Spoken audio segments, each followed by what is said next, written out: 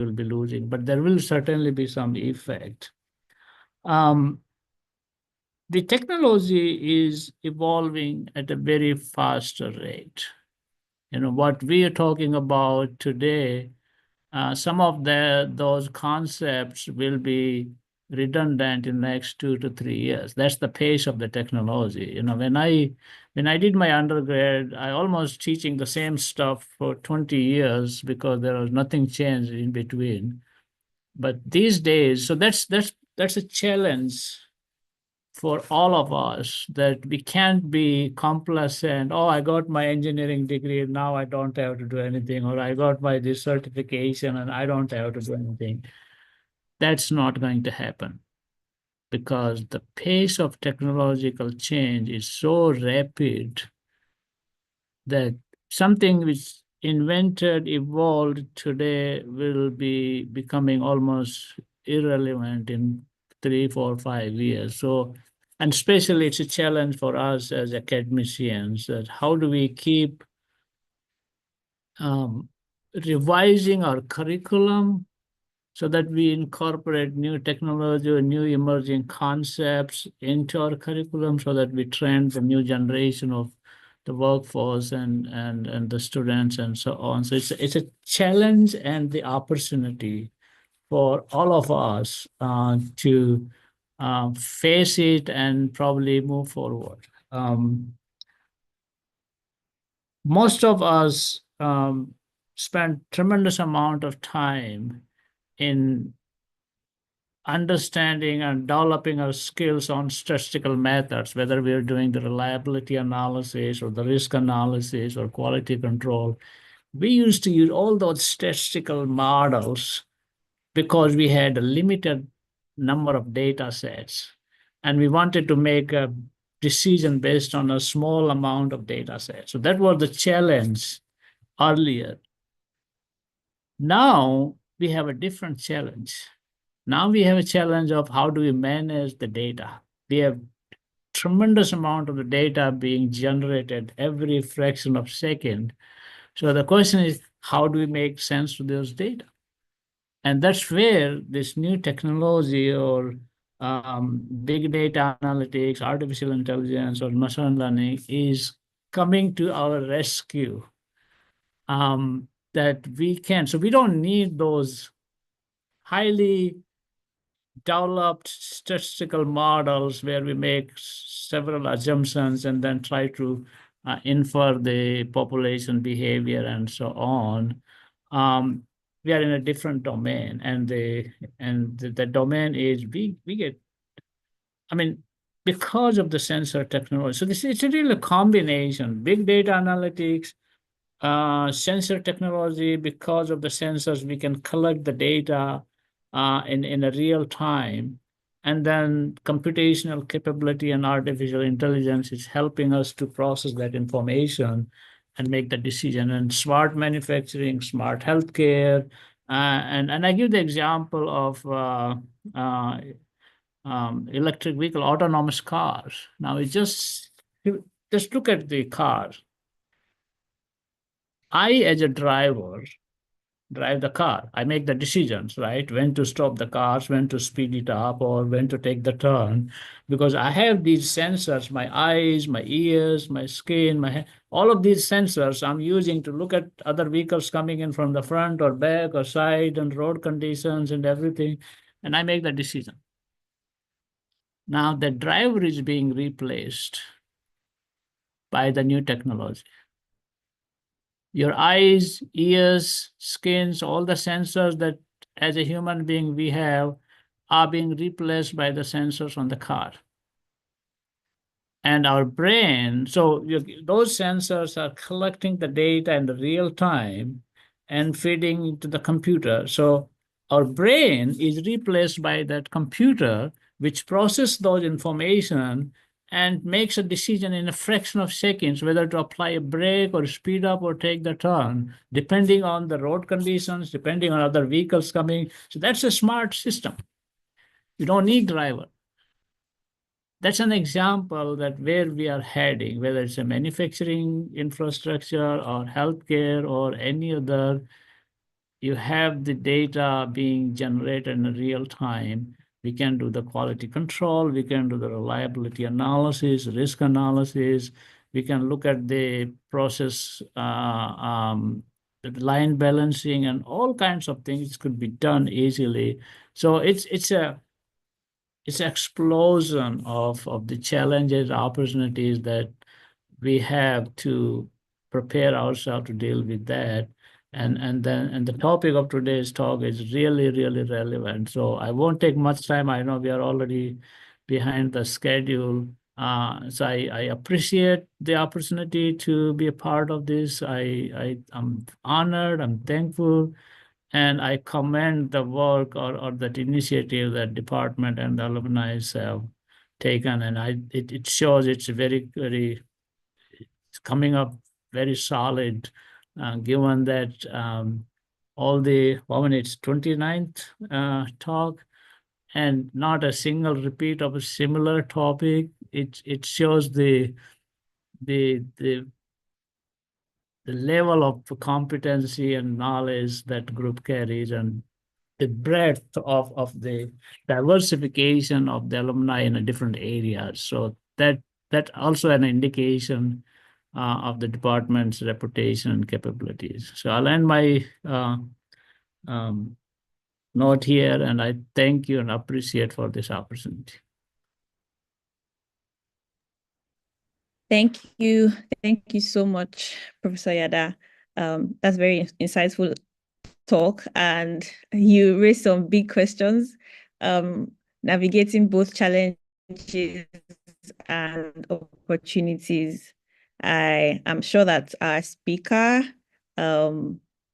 is looking forward to answering at least some of those questions. And I just need to mention that our speaker is not actually Professor Ayodeji Oleye. It's his son. It's Mr. Ayodele Oluleye. Our department is very interesting. We have family ties that run into the department. So before we hear from our speaker, we still have our guest of honor, who was a former HOD in the department and many people's favorite lecturer. We have Professor O.G. Akombi, and I am delighted to see him after all these all these years. So, sir, please could you give your welcome address? Well, thank you very much. I'm very happy to be here. I listened to the prof attentively. It was as if it was actually given the talk for the day. I learned a lot. And I'm so glad and happy to be part of this program. And I feel greatly honored. I'm particularly happy that I've been part of the formation of the Alumni Association in 2013. And since then, there hasn't been looking back. I think we have been part of the talk of the university itself. I think we have broken walls and we have done so much over the years. Today's topic is very, very interesting in the sense that the area of AI is moving fast. And just as the prof said, things are changing almost on a daily basis.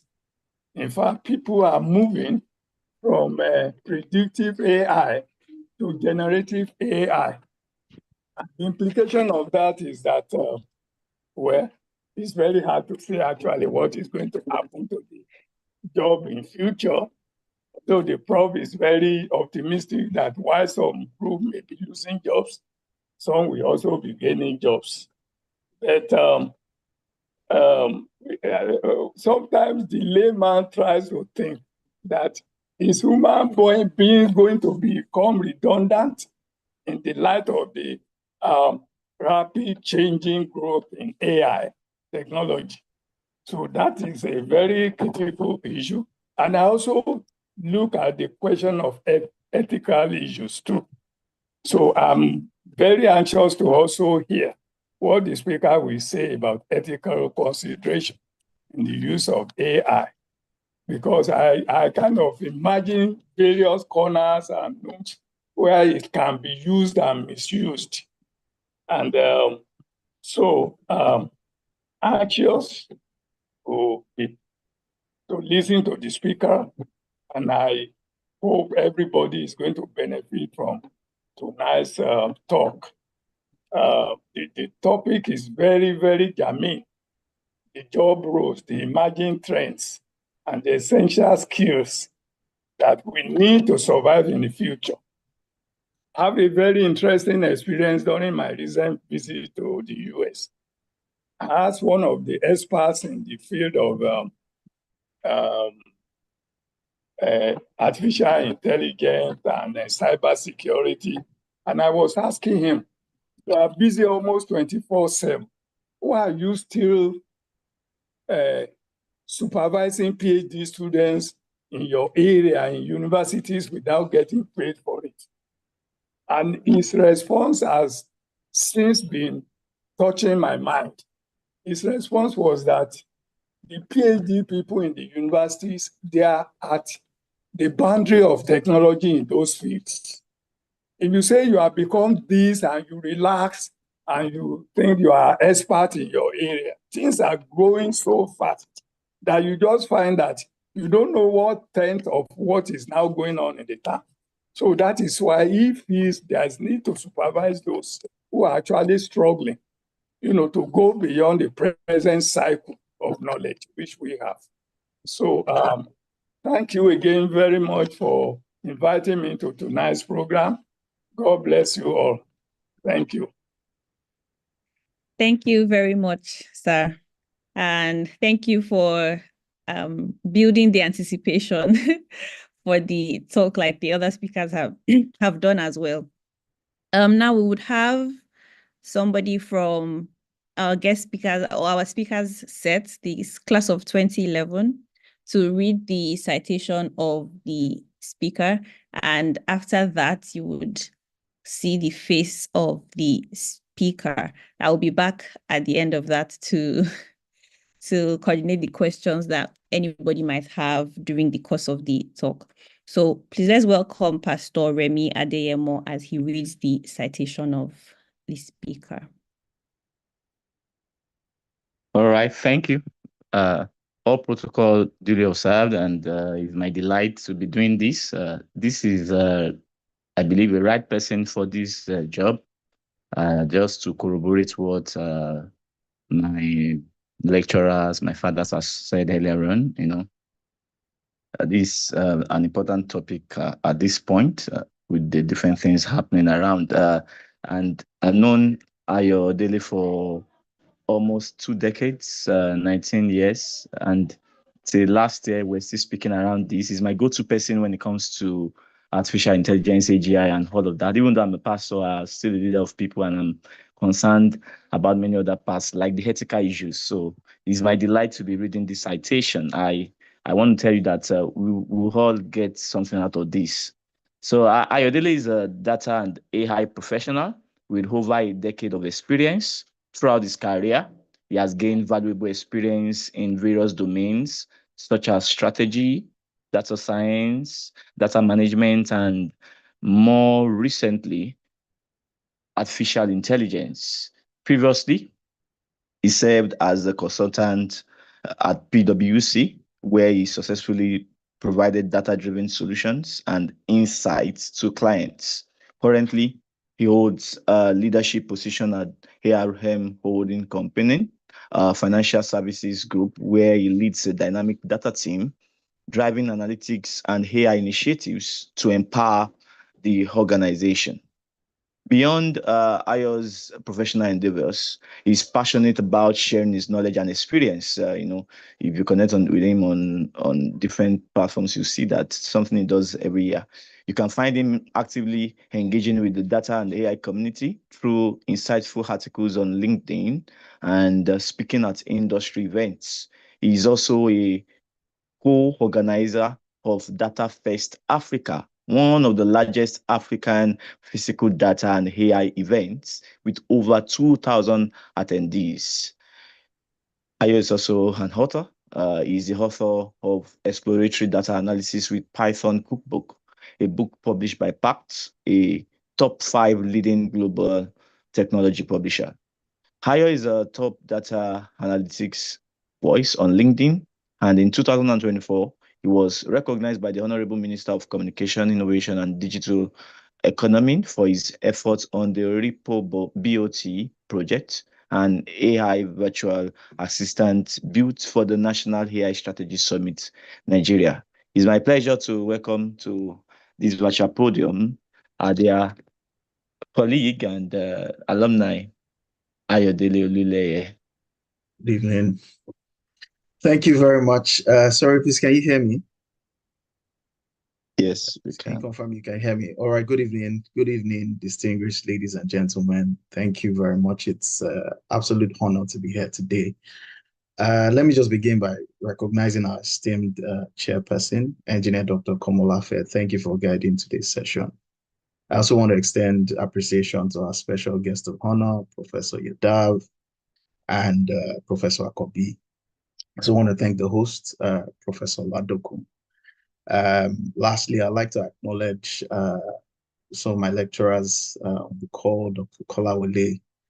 I would also like to specially thank my dad, Professor Ayodeji Oluleye, for his mentorship and someone that has significantly shaped my journey. Thank you very, very much. And to, the esteemed engineers on the call, also the aspiring engineers and our visitors, thank you for joining. And I hope you leave with, something insightful after this session. I would like to share my screen, if you don't mind.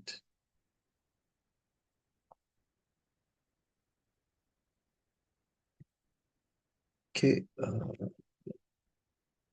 Sorry, please, can you confirm you can see my screen? Yes, sir.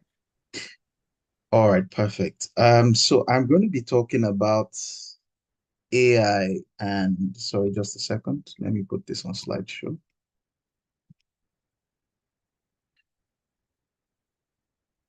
All right. So I'm going to be talking about AI and the future of work, an engineer's perspective.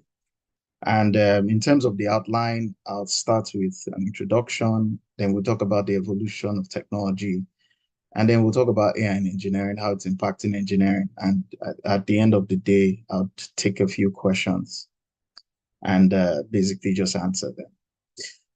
All right, so like everyone before me has said, AI is everywhere. It's in the news every week, every day. You're hearing about AI, and what I've done on this page is to just take a few snapshots, of things that have been said about AI. All right, so I like to say that we're in the middle of what I'll call an AI revolution. And as you can see, different people have different positions about what it's all about. Some are saying, there are dangers that AI poses. Some others are saying there are threats. Some others are saying, it's going to revolutionize different industries. Some others are saying it will take over the world. So people are on, different sides of this. There's the positive, there's also, the negative. And there's something I typically like to say. You see, when it comes to technology, sometimes it's a bit difficult predicting the future. And there's a video I'm going to play after now, just very quickly, that would show us, that would actually prove that. And with this AI revolution, so there are six, for every technology, there are six, what I call it now, there are six steps or phases, right, in the technology life cycle. There's what you call the hobbyist moment, and that's where enthusiasts are exploring and playing around with that technology. So it's not yet commercial yet. It's not so much happening. And that's what has happened in AI for the last 30, 40 years, because AI has actually been around for quite a while, right? And then you have the status moment. Now, the status moment is when, you have the early adopters and the technology gains attention. Now, the interesting thing about this is the status moment has been happening since as far back as 1997, when an IBM computer actually beat someone at chess. 2009 with the self-driving cars, 2016 when Google's AlphaGo actually beat the champion at the time. But I think the biggest status moment which has gotten us to where we are today is actually ChatGPT, which was in 2022, right? And that's what led to the next phase, which is knowledge diffusion. So knowledge diffusion, awareness was spreading, people wanted to know about the technology. How can I use AI to do this and do that?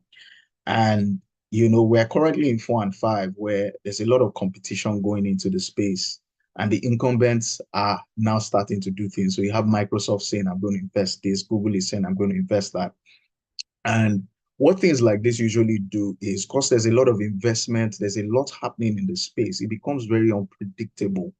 Yes, we might have an idea of what the future will look like, but a lot of times we don't have what the full picture will look like. And that's why you'd have people say things like, we'll lose our jobs. You have some other people counter it and say, no, yes, we might lose jobs, but, jobs will be gained and all that. At the end of the day, nobody can clearly predict what exactly is going to happen. And I just want to play a very quick video, an interesting one at that. And I want you to pay attention. Please confirm you can hear it when I start. Have you ever borrowed a book? All right, can you hear it? Just to confirm. Yes. Okay, thank you. All right, so I want you to, so this is an advert by AT&T. This advert was done in 1993, and they predicted the future. So I want you to just pay attention. I'll play it for a while, for about a minute or so. And I want you to try to see some of the things they predicted rightly. And, I'm going to ask questions immediately after. All right.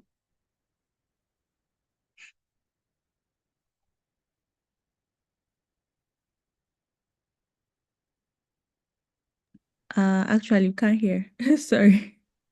Okay, you can hear it. I think it's probably sorry. I'm able to. I know these things usually have. Okay, I've seen it. Share sound. Let me just share it. Yeah. Okay. Without stopping for directions. Can you hear Or it now? sent someone a fact. Can you hear it now? Yes. Yes.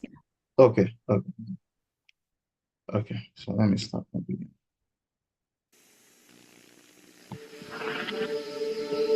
Have you ever borrowed a book from thousands of miles away? Across the country? Without stopping for directions? Or sent someone a fax? From the beach? You will. And the company that'll bring it to you, AT&T. Have you ever paid a toll without slowing down? Bought concert tickets from a cash machine? You will. And the company that'll bring it to you, AT&T. Have you ever watched the movie you wanted to, the minute you wanted to? Learn special things. That's all taken from jazz. Know any questions from faraway places? Oakland? So where did jazz come from? Good question.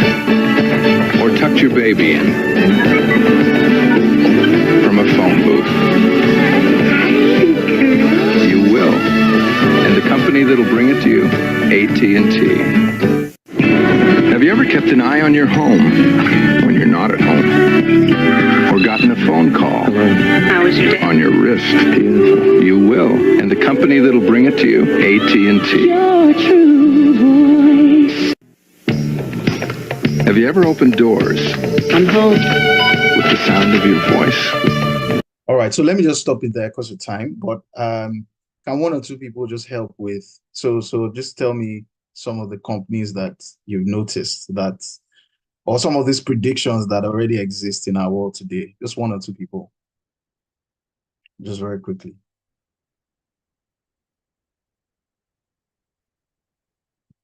Or you can drop it in the chat if you're not allowed to. to speak. Is I can pay toll without waiting now. Okay, thank you, sir. Fantastic. Who else wants to help us? Before I share GPS, yes, thank you. One more.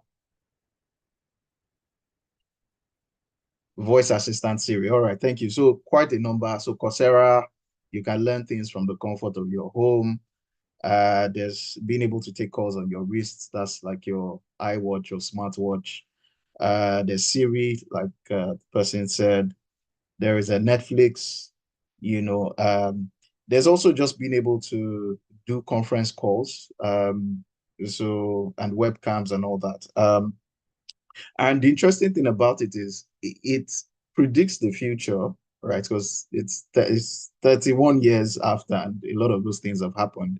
But you notice that for some things, it didn't predict them. It predicted them, but it didn't necessarily get the exact thing. For example, if you think about where it said a mother was having a call with the baby, it said, that's happening at the phone booth, right? We all know today that you don't need to go to any phone booth. In fact, phone booths have become almost extinct, right?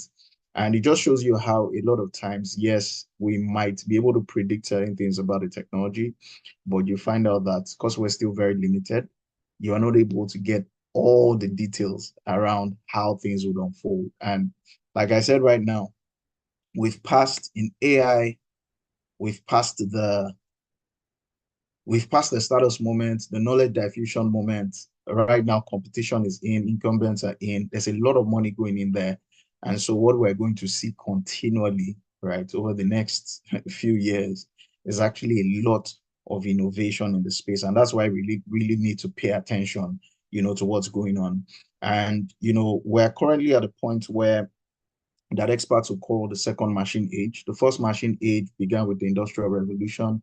Machines augmented human physical labor, right? So key innovations include the steam engine, assembly lines, and the likes, right? But we're currently in what we call the second machine age, which started, it actually didn't start this year or last year. It actually started at least 10, 15 years, ago, right? It's just that in more recent time, we've seen rapid development, right? And in this second machine age, you have intelligent machines powered by AI, and the whole idea is focused on augmenting cognitive abilities and not just physical ones. I think it was the special guest of honor who said, right now it's even the white collar jobs, that are being targeted. Before, it used to be the blue collar jobs, but with the type and the level of intelligence we are seeing today, it's even the white collar jobs, that are actually at stake, right? And so we've seen, technology evolve significantly. So we went from the industrial revolutions to digitalization, right? Digitalization meaning, where computers came in and, we stopped dealing with like physical documents and started dealing with computers, softwares, and the likes. And then presently, we're at the point where we're seeing the rise of intelligent automation and the AI transformation. And what the future is going to look like is human AI collaboration. That is actually going to take the stage, right? So human AI collaboration is going to look like this. You have, a part of the workforce, humans. You have another part of the workforce, which are, robots. And robots don't have to be physical robots. They could be software robots, right? In today's world, we call them agents, right? In the AI world, they're called agents, right? AI agents. And so each of these, technologies has, presented new ways of working, or each of these revolutions or phases has presented new ways of working. So if you think about the Industrial Revolution, we had a shift from manual labor to machine-based production, powered by steam engines, electricity, and mechanization. And, some of the key technologies there, steam engines, mechanized looms, railways, assembly lines. And in terms of the impact on engineering, it gave birth to mechanical and civil engineering and structured disciplines, and it led to mass production, infrastructure growth, and urbanization, right? The second digital revolution, this was transition from analog to digital technologies, automating processes and enabling instant information exchange, right? In fact, the reason why we're having this call today is because of this digital revolution, right? And so key technologies, computers, the internet, microprocessors, cloud computing, mobile technology. Impact on engineering, growth of software, electrical and telecommunications engineering, leading to smart devices, automation, and digital infrastructure. And now the AI revolution, which is where we are at, it involves the integration of artificial intelligence into work, enabling, sorry, just a second. All right, enabling machines to learn, to reason, and to make decisions, right? Key technologies include machine learning, neural networks, generative AI, robotics, and autonomous systems. Impact on engineering. There's an expansion of AI data and robotics engineering, leading to innovations in automation, predictive analytics, and human AI collaboration, right? So we're increasingly, to talk about engineering now, we're increasingly seeing, AI actually impact engineering fields, right? Right. So if you think about civil engineering, there's a lot around AI-driven design optimization that's going on now.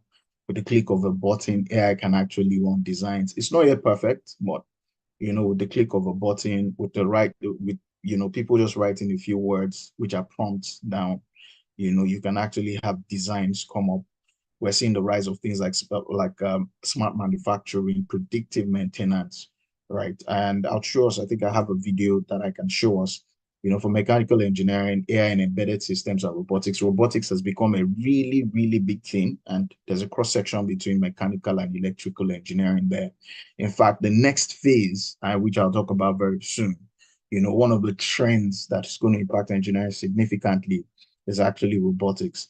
And in industrial engineering, you'll have things like AI-driven forecasting, where AI is able to predict demands, accurately, reduce waste, and improve inventory management. You have things like digital twins, AI-powered virtual replicas of production systems that allow real-time monitoring, testing, and optimization. Now, the interesting thing, so this is it. Now, the interesting thing about this is engineers are the ones, engineers and computer scientists are the ones creating these technologies, right? And interestingly, they're the ones disrupting their own work, or they're the ones, AI is a disruptive technology, regardless of how you think about it. As much as it's creating opportunities, it's also going to disrupt some. I will talk about that later. But, the interesting thing about this is we're the ones coming up with it, what's also going to disrupt our work, quite interesting. But so in terms of trends that will impact engineering, intelligent simulation is one. So, with the rise of things like digital twins and, marrying that with AI, right? There's a lot that can then go on, right? Where you're able to test, optimize, and refine designs before even physical production, reducing cost and errors. So intelligent simulation is a big one.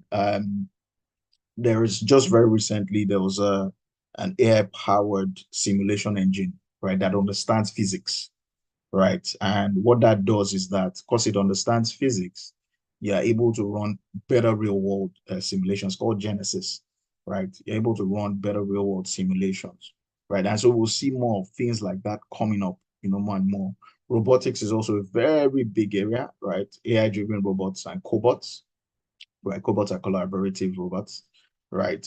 Will transform things like manufacturing, construction, and even healthcare, right? And I have a video on robotics actually that I'll show shortly. Then autonomous vehicles is also a very big one, to impact transportation, logistics, industrial mobility. For autonomous vehicles and robotics, you see that, coming into manufacturing a whole lot more. And then simulation too would also support a whole lot more. And so you see that there's a lot it would actually impact, as we move forward. Those are like 3 areas that people are actively working on, and you should expect to start seeing, rapid advancements in these areas, right? Let me just quickly play, and just to mention that, okay, so I have 3 videos actually. Let me just quickly play them. So this predictive maintenance. What makes Augury's AI so powerful? It's our combination of sensing, data, algorithms, and expertise. We train our algorithms on our growing database of over 100 million recorded machine hours. And our vibration analysts have provided feedback on machine alerts for over a decade. That means our cutting edge algorithms are continuously learning and improving, creating advanced AI that tells your team when a machine fault occurs, what's wrong, and how to fix it. Want to learn more? Download the white paper now. All right, so that's the first one. Let me play the second one, Microsoft. I probably will play it to the end because of time.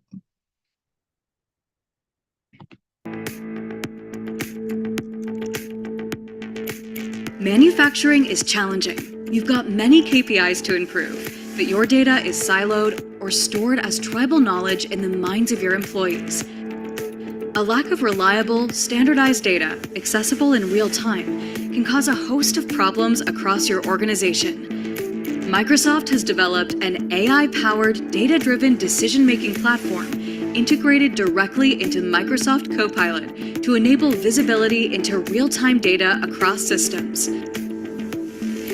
Through the collection of different data sources and real-time data contextualization, Microsoft Copilot utilizes AI and machine learning to set alerts to inform you when anomalies are detected and initiate and assist in the root cause analysis process.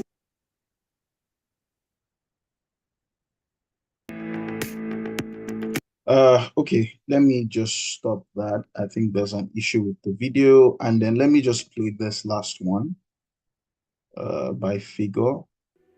So this is actually robotics, and just showing you the kind of progress that's been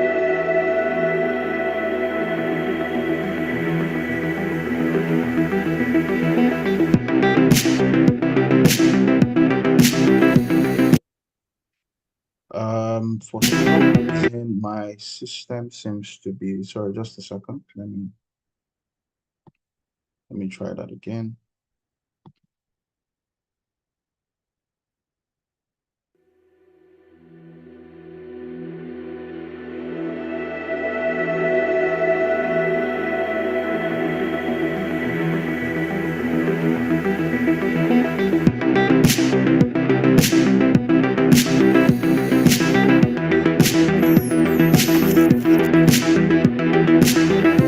Okay, for some reason, I think my system is having some glitch because the video doesn't seem to be working. Let me try one more.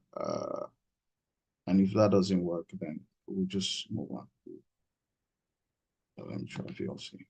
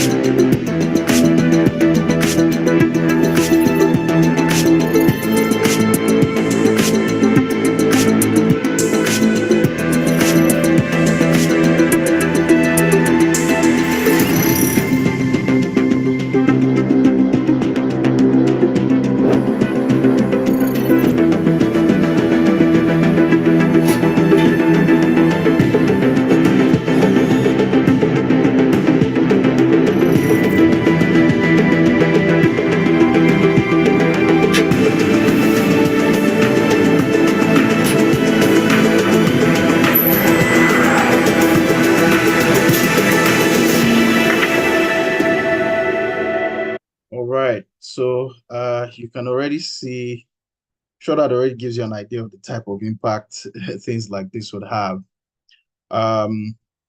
All right, so what's AI impact on engineering jobs? I think the first thing is automation. So a lot of repetitive tasks will be taken over by AI. Simulations, computer-aided designs, things like that. AI will be able to perform them, quite seamlessly and easily. You'd also have new roles coming up, robotics, around AI itself, AI engineering and the likes, actually springing up. Again, like I said, many times you really can't predict how these technologies will unfold and kind of opportunities they'll present. Let me give a good example. When the Industrial Revolution happened, um, that's really what gave birth to fields like marketing and branding, right? Because what then happened was, unlike before, where supply was exceeding demand, or supply was just meeting demand, right? With machines, you then had supply in some cases exceeding demand, and people then needed to be able to market and sell, right? If you think about the computer revolution, also the digital revolution, rather, if you look at marketing itself, you realize that today we have something called traditional marketing, and then we have what's called digital marketing, right? Where you have things like Facebook ads and all of that. And that has even become bigger than the traditional marketing, right? So again, at the end of the day, you really can't predict how some of these things will happen, but you know that new roles are definitely going to be are definitely going to emerge. You know that some roles would also become, redundant, right? And what you're hoping for is that the new roles would overshadow the number of redundant roles so that people can, be redistributed, right? Yeah. So just very quickly, so what's the future going to look like? Well, for engineers, it's human AI collaboration, and not just even engineers, everyone, but speaking to engineers, human AI collaboration. So there's going to be augmentation where, AI assisted designs and simulations boost efficiency. AI would also help in, other things like automation, automating, redundant tasks or certain tasks that humans have been doing but might not be best to do, but we're just been doing it because there was nothing to automate it. Supervision is also another place where you see collaboration, where engineers would ensure optimal and ethical AI deployment. Obviously, ethics is a big deal. You want to be sure there's no bias. You want to be sure that your systems are fair, right? So and that's really where humans come in, because we understand the ground truth. We understand what ideal things should be. Right. Well, again, that's in an ideal scenario, because humans can also be biased, by the way. But you get what I mean. There's also the hybrid work where, like I said, you have a workforce that is mixed, right? Humans on one side, machines on the other side, and they're collaborating, to make things happen. In the video I showed that had the robots, that was actually a BMW plant, right? So these are things that have already started to happen, and you can actually see that humans and machines are collaborating. All right, so what are the skills that one needs to have, engineers need to have in this era? You have your technical skills. So what I would say is domain knowledge is still very important. Your domain skills are still very important. They might evolve a bit, with the new knowledge, with new concepts and all that, but that is still very, very important. And what you want to add to that technical skill is your ability to prompt engineering. I'd initially put coding here, but I took it out because, more than ever before, you even have AI trying to replace, people writing codes. Now, the truth is people would always still write code. However, you find out that what is eventually also going to happen is, even though a handful of people might be able to write codes, you find out that a lot of more people might not be able to write codes, but because they can write the right prompts, they'll be able to build systems that generate code, right? So that's why I just limited it to prompt engineering. Soft skills would always be important, and this would always stand you out. So critical thinking, adaptability, your ability to negotiate, your ability to, persuade, convince people, your ability to communicate and build relationships. Those are things that would always be valuable, right? Regardless of how fast we move with AI, soft skills would always stand you out. right? So that's important. And then the third is mindset. So embrace learning, innovation, and entrepreneurship. Things are changing every day. I can tell you that for sure. Things are changing. And I'll give you an example. I prepared this slide in just about 2 hours after I developed my outline. It took me like an hour to develop my outline. But I prepared this slide in 2 hours and I used an AI platform. It's called Gamma, right? And to be honest, this is something that would have probably taken me 4 or 5 days, right? But after having my outline, I was able to do it in 2 hours. Well, together with the outline, let's say 3 hours, right? This would have been possible before now. So you need to embrace learning. You need to embrace new ways of doing things. When I was writing my book in 2022/2023, I wrote it. I wrote the first 6 chapters without AI. It was a lot. I wrote those first 6 chapters in about 6 months.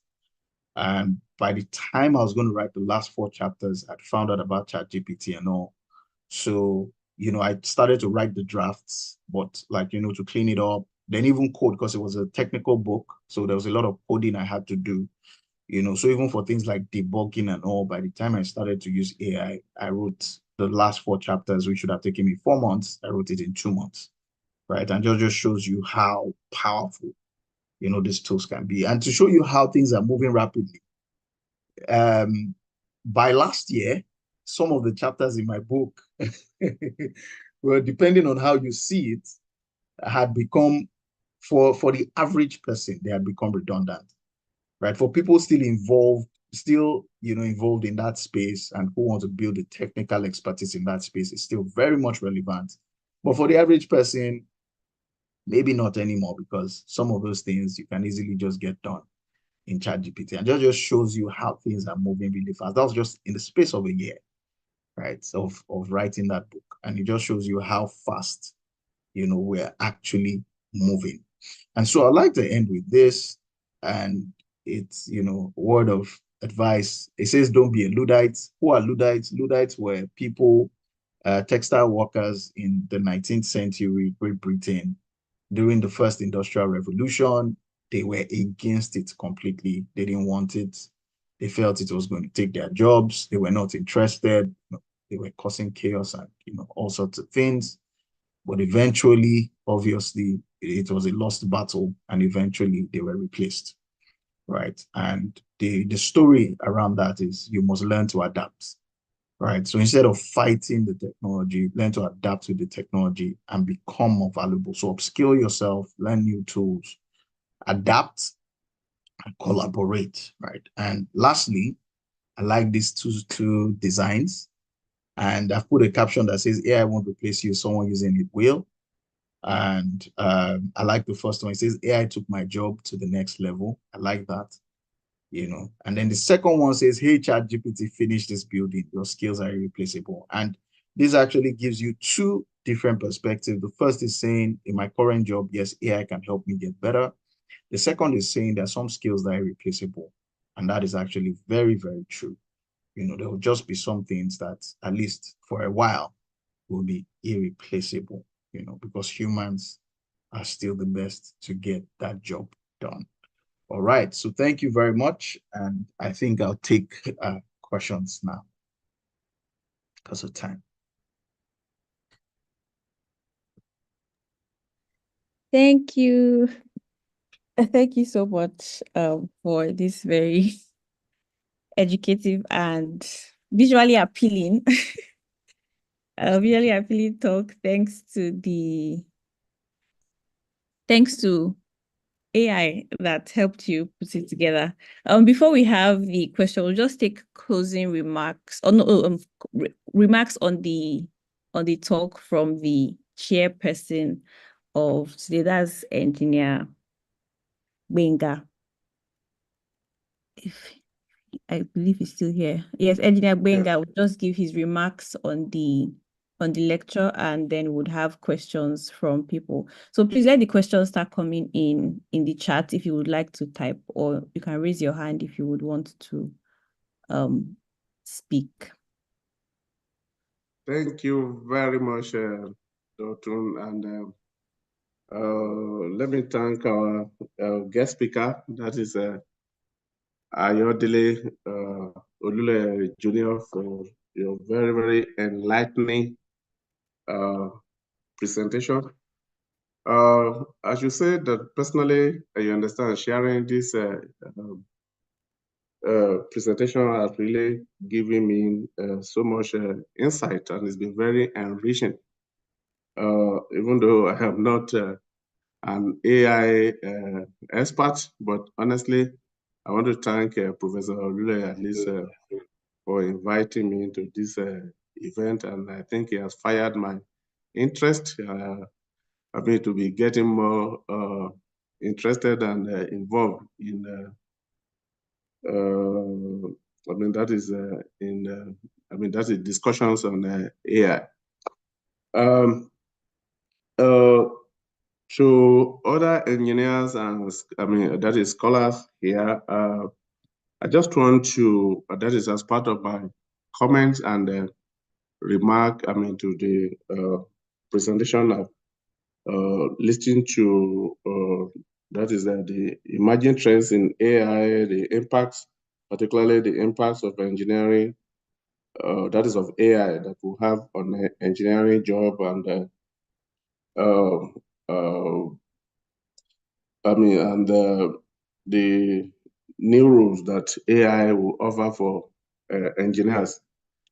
In the course of the presentation, I found it necessary to actually look at, I mean, that is the statistics in terms of market size and adoption trend of artificial intelligence today. And I was amazed to record, I mean, that is to realize that the global market size of artificial intelligence has grown tremendously. As a matter of fact, that in 2024, that the market size of AI was estimated to be about 750 billion USD. And for 2025, is projected to grow to about, I mean, yes, that is for 2024 was about 638 billion USD, while that of 2025 about 750 USD, and of course projected to grow to about 3.68 trillion USD by 2035.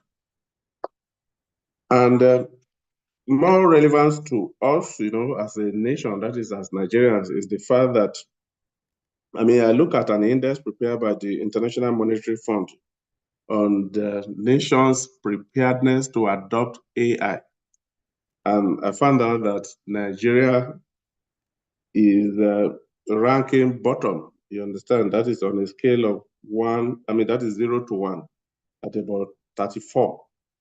And besides, the Oxford Insights ranked Nigeria at 103 out of 193 countries that were rated in terms of adoption of artificial intelligence. So, for me, that speaks to the importance of, and that is the value that this forum is creating, that I want to, again, commend the initiative, you know, and that is our presenter, Ayo Olule Jr., you know. So creating this level of awareness and encouragement on the adoption of AI in a manner that will position our country, you know, in a better rating that I've just mentioned. So I think that is really very important. You know? So on a sectoral, that is a sectoral level that we'll begin to see, I mean, that is the application and the penetration and the adoption of artificial intelligence in improving AI utilization and of course productivity at sectoral level in Nigeria. So this, by and large, are the remarks I want to make for now, while again thanking the presenter for the insightful presentation, and also thanking our mentor and former lecturer, that is Professor Lule, at least for this initiative. And of course, the other erudite scholars that are present at this event and other members of this distinguished alumni association and other aspiring engineers. So I want to thank each and every one of you and to say that I'm very, very happy to have shared this event, and it has been a very, very well spent time for me. So I thank you very much. Thank you. Thank you once again, sir. And thank you for broadening the conversation and bringing in those interesting statistics. The questions are already flowing in the chat, and somebody's hand is raised. So this is about to get really interesting. And I also have a question. I'll ask my question afterwards. But someone is asking, so you talked about money flowing into the AI space. Which area can small startups focus on to attract funding? All right. Thank you very much. And this is a this is a very interesting question that a lot of times in some of the communities I'm in, as the AI communities I'm in, we talk about. So one of the things you want to do for yourself is look for a problem, right, in a particular niche area and try to solve that problem, right? So it can be an industry vertical AI that solves the problem in a particular industry or in a particular domain. And I'll give you examples. For example, healthcare, right? I know people who are trying building AI solutions to solve specific healthcare, problems. It could be a particular domain, it could be finance, it could be marketing. The reason you want to do that is that if you create something too generic, right? Because the likes of Google, OpenAI, and all these big companies, because they have the funds. If it's something too generic, it's probably a problem they've already identified. And if it's a problem they've already identified, they are going to build a feature on all their platforms that will kill your company overnight, right? And we saw that happen when ChatGPT was first launched. That happened a lot in 2023, 2024. Where you had people, releasing this, releasing that, and overnight ChatGPT will just say, "Oh, we've released this feature," and that, but it's unlikely that if you choose a niche area, they will be able to beat you at what you're doing. Another area is anything that has to do with our language, right? So a lot of these tools, they're trying with, our language or languages in Nigeria, Yoruba, Hausa, Igbo, and, all the other languages. They're trying, but you find out that at some point they still struggle. Now, it's unlikely that they would invest a lot into building something that would be perfect, for Nigeria, because, how many customers do they have here, right? Which obviously then creates an opportunity for you. So if there's anything that has to do with the language, things like financial inclusion, building something that, can go to the grassroots, so financial inclusion, all those type of things. Yeah, that's also another area you want to look at. But something niche that, it's difficult for a Google or OpenAI or Microsoft to just replicate overnight. Thank you. Thank you. I like that there's some future forward thinking in that, like you're not just thinking about the immediate, but anticipating the move of the competition before starting out. Okay, so somebody else was sent directly to my DM. Today it's AI. At some point, we might be dealing with AGI, that's artificial general intelligence, or ASI, artificial super intelligence. How do humans stay relevant when these are threatening to keep threats to keeping your job? All right. Thank you very much. So the truth about it is there's, again, and that's why I started the way I started. You really can't predict how a lot of these things will unfold. you'd always have kickbacks. When calculators were released, people kicked back. Right? When cars were released, people kicked back. I talked about the Buddhites, so people would always kick back.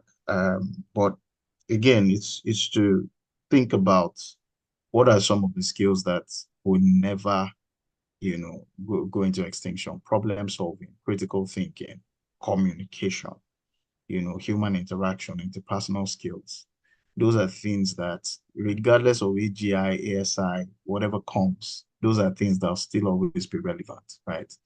If everybody had access to AI and everybody was using AI, the person who knows how to solve problems and who knows how to think critically will still stand out, right? Person who knows how to interact, has good interpersonal skills, knows how to persuade, negotiate, would always still stand out, right? So those are evergreen skills that just keep improving on them. And obviously keep abreast of AI trends in your domain and in your area of work. And also make sure you're honing all those other skills, the soft skills, and you'll be fine.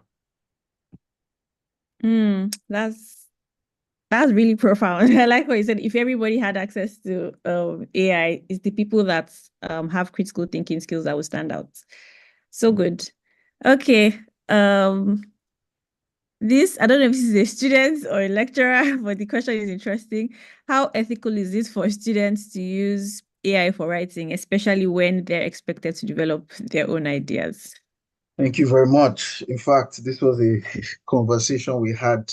In fact, I was just arguing about it today in one of our communities. So I was reading an article by TechCrunch where they did, I think some Harvard and MIT researchers did some experiments and found out that using Gen AI too much can make you dumb.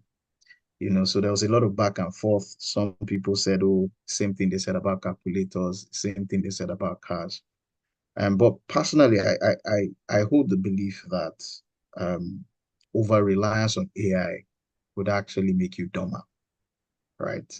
Just like that article has said, because if all you are doing is you are just asking AI, you're not even thinking, just give me this, give me that. There'll be no originality in what you've done. Now, when I mentioned that I used AI to prepare these slides, I created my outline, right? So what AI was doing for me was more, the designs, the layouts, and to be honest with you, creating the outline for me was very easy.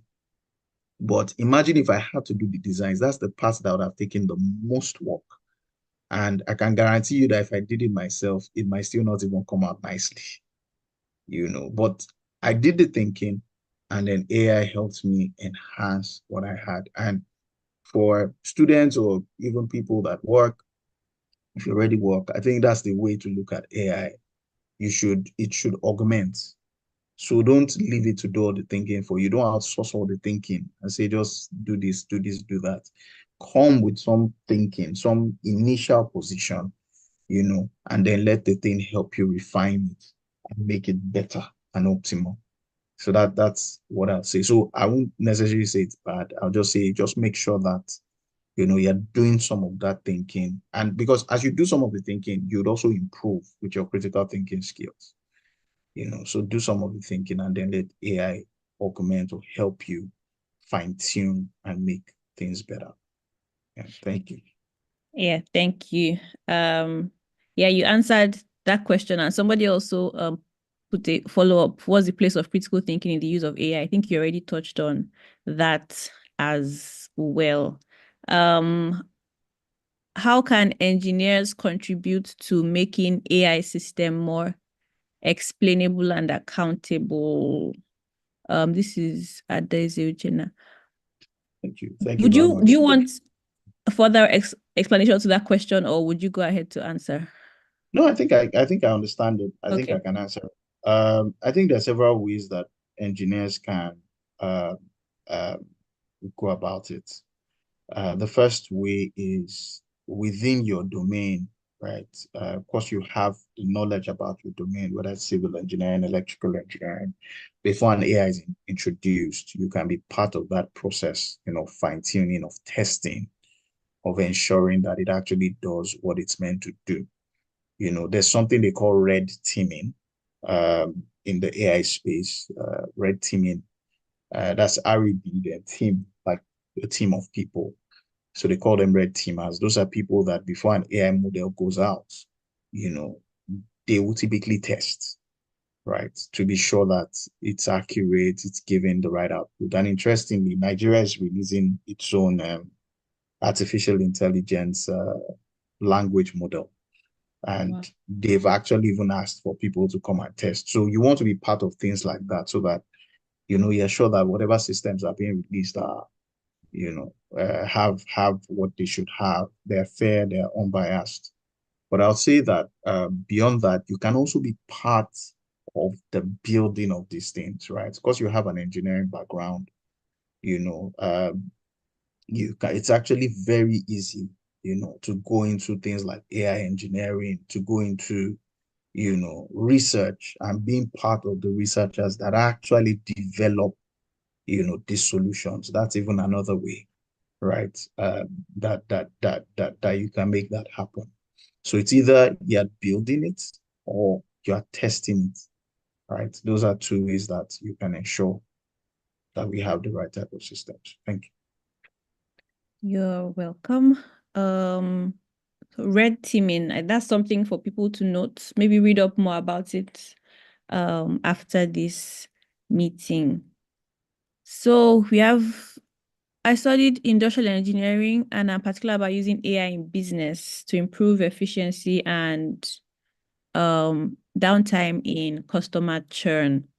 What projects or skills can I work on to excel in this? Okay, sorry, please, can you take it again? Okay. So this person says, I'm very particular about using AI in business to improve efficiency and create a downtime in customer churn. So what projects or skills can I work on to excel in this? What projects or skills? So I believe this person is a student. This I studied, so I guess Oh, okay, I don't know how okay. long ago. Yes. Okay. So I think the first thing to do, and it's always very important, is to build domain expertise, right? So it's important not to throw technology at problems, right? It should be the other way around, that you're sure technology can solve a problem, and then you're using technology to solve that problem. So I think one of the first things to even do is whatever domain which you pick, which I believe you said customer experience, get a lot of more, information about it. You can talk to people that work in that space. You can, maybe get a job that's related to that space, and start to build experience, right, in that domain. And then as you build experience in that domain, you'll be able to identify where AI can actually solve certain problems. And based on that, you can then start to, work on specific projects that would help. Generally, what I try to advise is when you are starting out, just do projects across board, right? Many times it helps, right? It improves your experience. It helps expand your experience. It also just exposes you to, various patterns and ways of solving problems using AI, right? So I would say you can start broadly, start gaining knowledge in a particular domain, which is customer experience in this case, and then you can then narrow down, focus on it when you find problems that are worth solving using it. Yeah, thank you. Okay. So I think we've run through the questions in the chat. My question was more about, you mentioned prompt engineering during the talk. So is that a whole domain on its own? I thought prompting was just thinking of what to ask Gen AI. Yeah, so I won't call it it's I don't know if it's wide enough to be called a domain. I would say maybe it's more of a skill, but yes, there's a way to write prompts for you to get the best out of AI, right? And there's a lot out there that you can learn, around prompt engineering, because with AI, it's also garbage in, garbage out. If you don't, it's how, think about AI as an intern or a consultant. Sorry, yeah, consultant is better. So, what the value you get from the consultant is dependent on the kind of information you give the consultant. If you give the consultant information that's not, that doesn't talk about your problem, then you won't get solutions about your problem. So prompt engineering has to do with the kind of instructions you are giving to AI, because of the way AI models work. There's a way you need to write your instructions so that you can get valuable information. So that's why it's a very critical skill. Okay. All right. Thank you. Thank you so much. I think we don't have any other questions.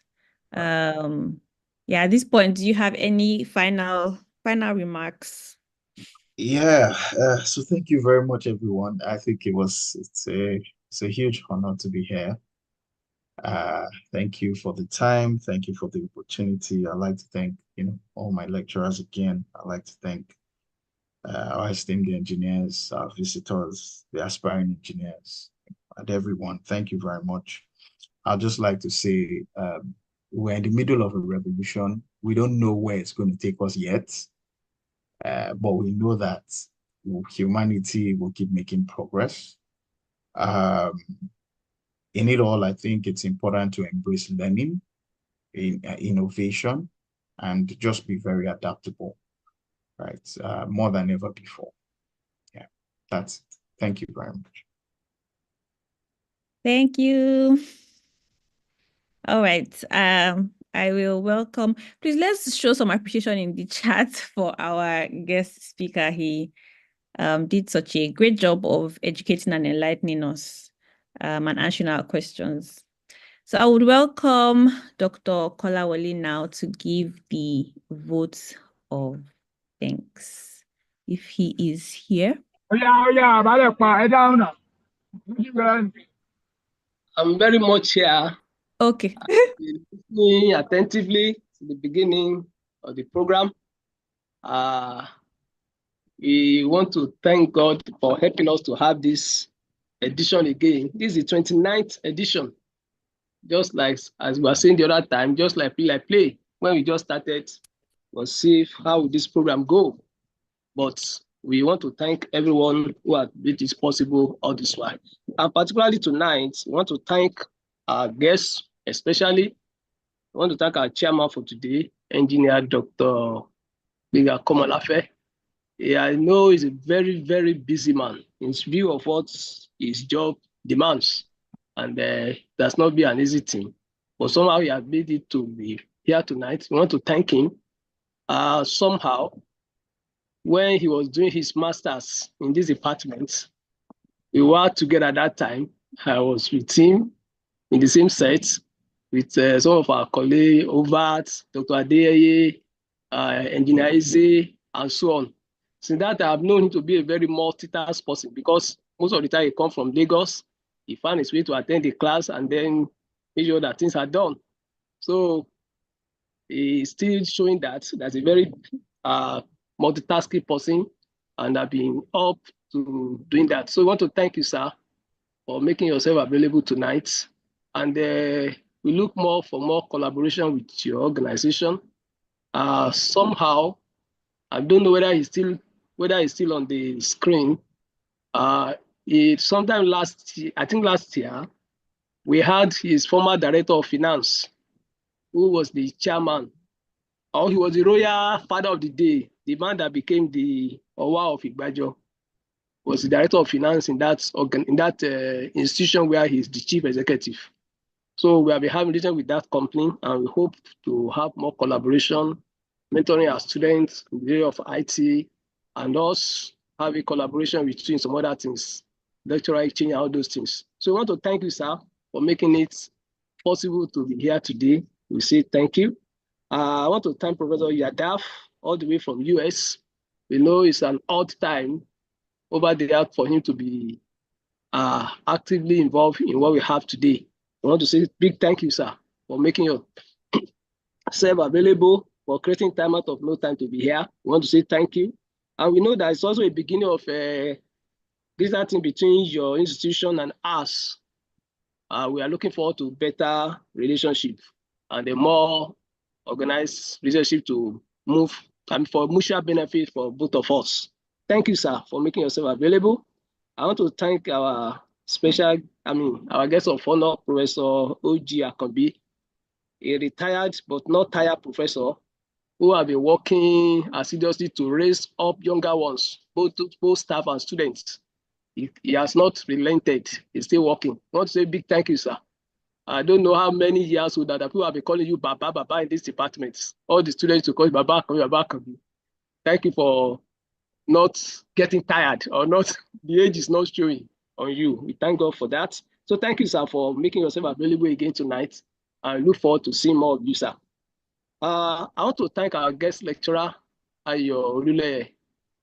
Though quietly you used to do your things when you were a student here, but you know you are very impactful. So today, spoken gently, again, softly, but impactful. Thank you for the enlightenment you are given to us today.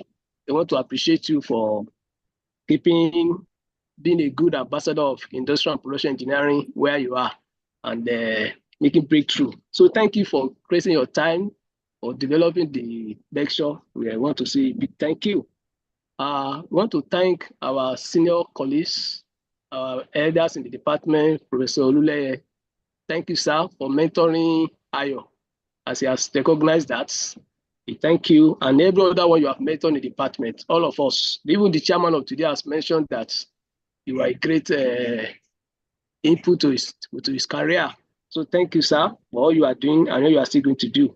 We want to say thank you. Every other lecturer in the department, the engagement team, we want to say thank you. Our moderator, thank you for being excellent again. Well done. And I want to thank the alumni in general, Industrial Engineering Alumni Association, for anchoring this program. Many of us are doing one thing or the other underneath to ensure that we keep on with this program, this lecture series. And as I've been recognized, the department has become unique in the whole university because they always know that we are going to do something new. So we want to thank our alumni who have created the platform, who have always making themselves available to get this thing done. So we thank you. I will not forget to thank my head of department, Professor Violadokun, for his initiative and for his innovation in virtually everything. He's taking the department to a higher level. We pray that God going to help you and get us more. So every one of us who have been audience today, thank you. We look forward to another time by God's grace. This will not be the end of it. Thank you, and thank you, and thank you. God bless you all. Amen. Thank you so much, sir. During the meeting, we had Professor Oloromaye FNSC, Chairman of Current Accreditation Committee, join us. I'd like to acknowledge his presence. Thank you very much for joining us, sir. We have come to the end of today's lecture, and we can already see the teaser for next month's lecture. It's going to be on the 14th of March, and is delivered by Dr. Taiwo Adedeji, lecturer at the Department of Design, Manufacture and Engineering Management, University of Strathclyde, Glasgow. The title is How Much Risk Are We Willing to Accept in a Flood-Prone World? Don't you want to know the answer to that already? So please mark your calendars.